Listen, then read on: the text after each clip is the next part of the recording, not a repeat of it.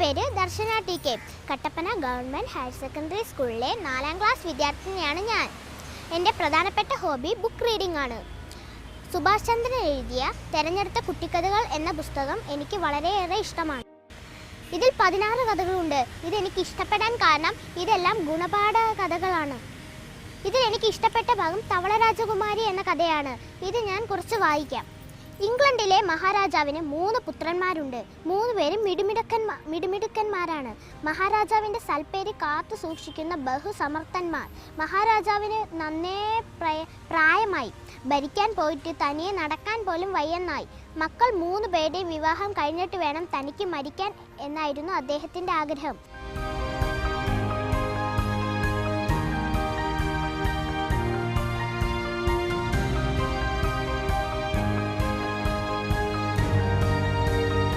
ഒരു ദിവസം മഹാരാജാവ് മക്കളെ അടുത്ത് വിളിച്ചിട്ട് ഇങ്ങനെ പറഞ്ഞു: മക്കളെ, എൻ്റെ കാലം കഴിയാറായി. ഇനി നിങ്ങളുടെ വിവാഹം ഒട്ടും വൈകിച്ചുകൂടാ. പോയി ഓരോരുത്തരും തങ്ങളുടെ വധുവിനെ കണ്ടുപിടിച്ച് കൊണ്ടുവരും. 3 പേരും 3 വഴിക്ക് പോകണം. ആദ്യം കാണുന്ന വീട്ടിൽ ചെന്നു കയറണം. അവിടെ ആരെ കാണുന്നുവോ അവളെ കല്യാണം കഴിക്കണം.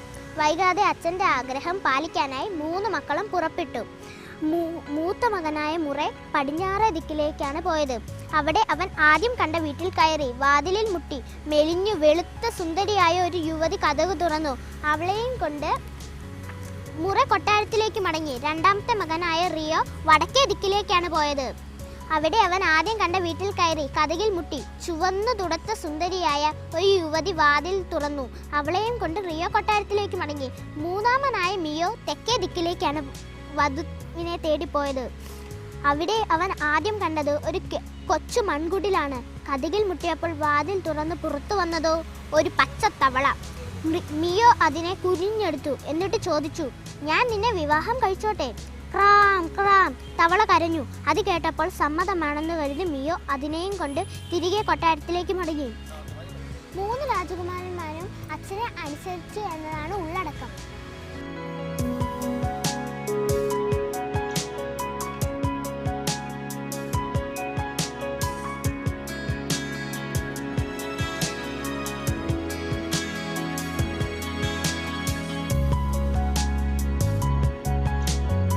പുസ്തകം എനിക്ക് വളരെ ഇഷ്ടമാണ്.